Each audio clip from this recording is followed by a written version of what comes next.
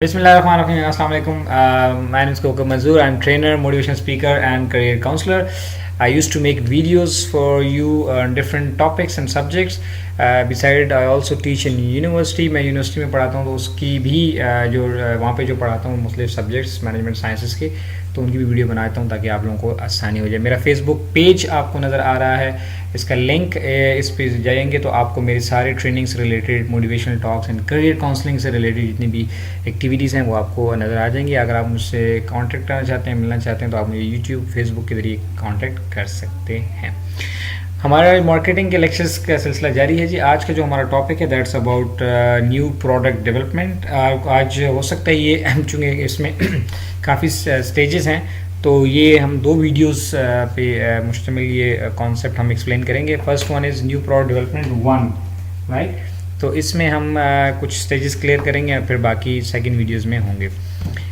Before going to discuss what are the new product development process, what is the new product development process, इसमें क्या stages आते हैं। First let's understand what is new. ये जो new product है ये क्या होता है। देखिए जी, चलें आप बताएं जी, आपके नज़रिए न्यू प्रोडक्ट क्या होता है। यहाँ वीडियो को पास करके थोड़ा सा सोचें। अमूमन जो हमारे जहन में ख्याल आता है न्यू प्रोडक्ट का, वो होती हैं इन्वेंशंस। कोई नई बात, नई ईजाद हो, उसको हम न्यू प्रोडक्ट कहते हैं। लेकिन याद रखिएगा जी, मार्केटिंग की फील्ड में न्यू प्रोडक्ट डेवलपमेंट सिर्फ इन्वेंशंस नहीं होती, न्यू प्रोडक्ट सिर्फ इन्वेंशंस नहीं होती, बल्कि इनोवेशंस भी इसमें शामिल होती हैं। इनोवेशन से क्या मुराद है? इनोवेशन से मुराद bringing changes in the existing product. Like for example, mobile phone exist कर रहा था, किसी ने इसमें कैमरा ऐड कर दिया, तो ये इनोवेशन होगी। मोबाइल फ़ोन एग्जिस्ट कर रहा था, किसी ने इसमें जो है वो इंटरनेट फैसिलिटी ऐड कर दी, ये इनोवेशन होगी। लेकिन जब मोबाइल फ़ोन एग्जिस्ट नहीं कर रहा था, when it came into existence, that was invention. So invention क्या होती है? जो फर्स्ट टाइम मार्केट में आया प्रोडक्ट। और इनोवेशन भी होती है कि जो प्रोडक्ट तो एग्जिस्ट कर रही होती है, हम उसमें कोई ना कोई फीचर ऐड कर देते हैं। ठीक है जी। सो दोनों केसेस में हम इनको न्यू प्रोडक्ट ले लेंगे। सो कंक्लूजन क्या हुआ बात का? कंक्लूजन ये है कि जब हम न्यू प्रोडक्ट की बात करते हैं तो ज़रूरी नहीं कि कंपनी कोई नई ईजाद मार्केट में लेकर आए। वो तो बहुत रेयर केसेस में होता है, कई सालों में कोई नई ईजाद आती है कंपनी की तरफ से। लेकिन नॉर्मली जो आप ऑफ एंड ऑन देखते हैं कि जी नया ये जो शैम्पू है ये ग्रीन है, ये वाइट है, इसमें अंडे का एक्सट्रैक्ट डाला हुआ है, इसमें योगर्ट है, ये सिल्की हेयर के लिए, ये शाइनी हेयर के लिए, ये डेंड्रफ के लिए। So basically what the point is, shampoo is existing, but ये जितने भी फ्लेवर्स इसमें ऐड हो रहे हैं, ये फीचर्स ऐड हो रहे हैं, ये सारी इनोवेशंस हैं और इन सब को हम न्यू प्रोडक्ट में लेते हैं। ठीक है जी। सो नाउ लेट्स बिगिन जी। I hope the concept of new product is clear. अब ये नया प्रोडक्ट डेवलप कैसे होता है, इसकी क्या प्रोसेस क्या है। देखिए जी, 8 स्टेजेस आपको नज़र आ रहे हैं स्क्रीन के ऊपर। कॉटलर की बुक में भी यही 8 स्टेजेस दिए हुए हैं, उसी से ये मॉडल लिया गया है। आइडिया जनरेशन है, आइडिया स्क्रीनिंग है, कॉन्सेप्ट डेवलपमेंट एंड टेस्टिंग है, मार्केट स्ट्रेटजी डेवलपमेंट है, बिजनेस एनालिसिस है, product development, test, marketing and then commercialisation. अब हम इन कोशिश करेंगे कि इन 8 स्टेजेस को हम 1 बाय 1 एक्सप्लेन करें। फर्स्ट स्टेप है जी आइडिया जनरेशन की। जी हम आपको प्रोडक्ट लॉन्च करना चाह रहे हैं, तो हम पहले आप जैसे लेट्स देखिए ना, आपसे अगर कोई कहे कि आप बिज़नेस करना आप कहें, आप लेट्स सपोज किसी कहते हैं यार मैं बिज़नेस करना चाहता हूँ, तो सबसे पहले ऐसे पूछेगा यार किस चीज़ का बिज़नेस करना चाहते हैं। बिल्कुल इसी तरह जब आप कहते हैं कि मैं प्रोडक्ट लॉन्च करना चाहता हूँ, तो कंपनी जब सोचती है कि हम कोई नया प्रोडक्ट लाएँ, तो पहला पॉइंट है कि क्या लेकर आएँ। So we need to generate ideas. हमारे पास इसके लिए कोई आइडिया होना चाहिए। अब आइडिया कहाँ से आएंगे? आइडिया जनरेशन के बहुत सारे सोर्सेज होते हैं। जैसे हमारे पास, इसको हम कैटेगराइज कर लेते हैं 2 कैटेगरीज में। एक है इंटरनल सोर्सेज और एक होता है एक्सटर्नल सोर्सेज। इंटरनल में हमारे पास एम्प्लॉयज़ हैं, हम अपने एम्प्लॉय से पूछ ले सकते हैं, हम उनसे भी आइडिया ले सकते हैं कि जी किस तरह का प्रोडक्ट होना चाहिए। रिसर्च एंड डेवलपमेंट वालों से पूछ सकते हैं और दीगर इंटरनल जो सोर्सेज हैं इनसे मालूमात कर सकते हैं कि यार क्या हम नया प्रोडक्ट ला सकते हैं। लेकिन इससे भी ज़्यादा इंपॉर्टेंट होता है एक्सटर्नल सोर्सेज। एक्सटर्नल सोर्सेज कौन है? ये हमारे कस्टमर हैं, कंपेटिटर्स हैं, डिस्ट्रीब्यूटर्स हैं, सप्लायर्स हैं, यानी वो जो ऑर्गेनाइजेशन से बाहर लोग हैं। तो हम कस्टमर से भी पूछ सकते हैं कि आप प्रोडक्ट में और क्या चाहते हैं, क्या होना चाहिए। कंपेटिटर्स को देख के मालूम कर सकते हैं कि वो क्या कर रहे हैं, उससे आइडिया ले सकते हैं। डिस्ट्रीब्यूटर्स, चूँकि उनका भी इंट्रैक्शन रहता है पब्लिक के साथ, आप उनसे पता कर सकते हैं। सप्लायर्स जिनसे हम रॉ मटेरियल लेते हैं, हम उनसे भी पता कर सकते हैं। So there are multifarious kind of options आपके पास होते हैं कि आप जिनसे मालूम कर सकते हैं कि हम क्या प्रोडक्ट ला सकते हैं। तो हर बंदा आपको अपनी अपनी सोच के मुताबिक आपको डिफरेंट आइडियाज़ देगा कि आप ये ला सकते हैं, ये कर सकते हैं, ये कर सकते हैं। So no, these are the ways that we can create ideas. अब हम हमारे पास इतने बहुत सारे सोर्सेज हो गए हैं, अब हम इन सब से आइडियाज़ ले सकते हैं।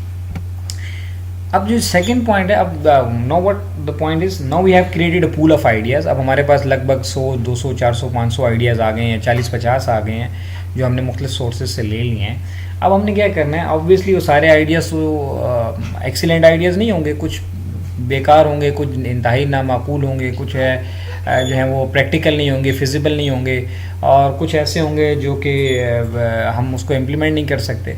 तो हमने क्या करना है, हमने we have to spot out the good ideas and drop the poor ones. अब वो जो हमारे पास जो पूल आइडियाज़ के क्रिएट हो गया, 40 या 50 आइडियाज़ या 100 आइडियाज़ आए हैं, अब उसमें से हमने फ़िल्टरिंग करनी है। जो फजूल आइडियाज़ हैं, जो बेकार हैं, जो जिसकी कोई रेलेवेंस नहीं है, उसको निकाल लेंगे। तो किन बेसिस पे निकालते हैं, हमारे पास फिर डिफरेंट क्राइटेरिया है, लाइक मार्केट साइज़ है। एक ऐसा आइडिया जिसको कोई मार्केट साइज़ ही नहीं है, इट मीन्स लोग लेने वाले ही नहीं है, तो हम उसको ड्रॉप आउट कर सकते हैं।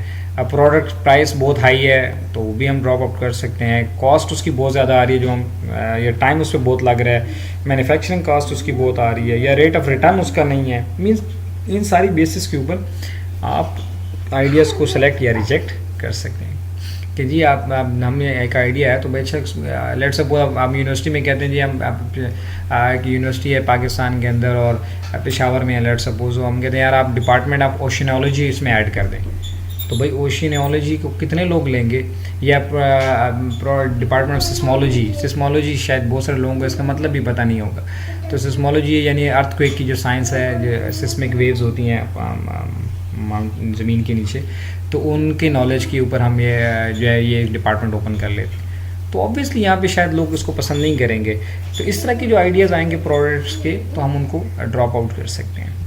देन थर्ड स्टेजेस, अब क्या है जी, हमने पहले आइडियाज़ क्रिएट किए थे, उन 50 या 100 आइडियाज़ में से हमने आपको फ़िल्टर करके 2-3 आइडियाज़ हमने सेलेक्ट किया, उसमें से हमने एक आइडिया ले लिया।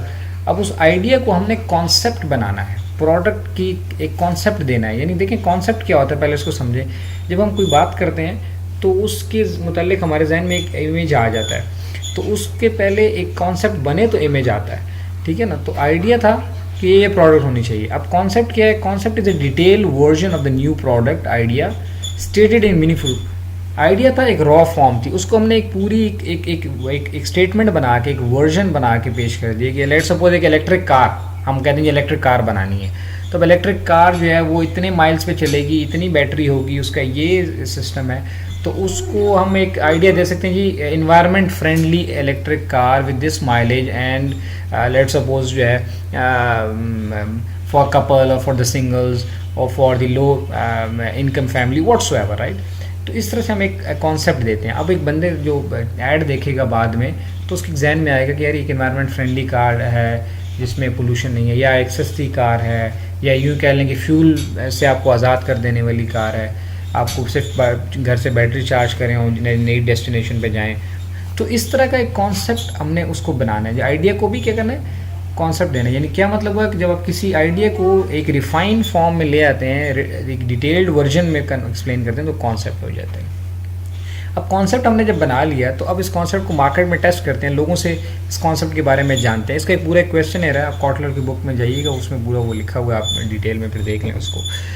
तो कॉन्सेप्ट लोगों को बताया कि जी ये कॉन्सेप्ट है, कार है, एनवायरनमेंट फ्रेंडली है, इतनी बैटरी है, ये है इसका, और इस तरह से चार्ज होगी, इसकी इतनी कंजम्पशन होगी वगैरह वगैरह, और इतनी इसकी लाइफ है, इसमें ये फैसिलिटी। अब वो लोगों से आप उसके मतलब पूछेंगे तो आपको अंदाज़ा हो जाएगा कि ये आपको अंदाज़ा हो जाएगा कि ये जो कॉन्सेप्ट है ये लोगों को समझ में आ रहा है कि नहीं। ऐसा कॉन्सेप्ट तो नहीं कि लोगों को बिल्कुल जहन में ही नहीं आ रहा कि क्या हो सकता है। So these are the 3 stages. These are the first 3 stages that we discussed. Inshallah, in the next video, we are going to discuss the rest of the 5 stages to explain the concept, product development concept. So YouTube channel आपको again link नज़र आ रहा है, आपको video अच्छी लगे तो like ज़रूर कीजिएगा। Thank you.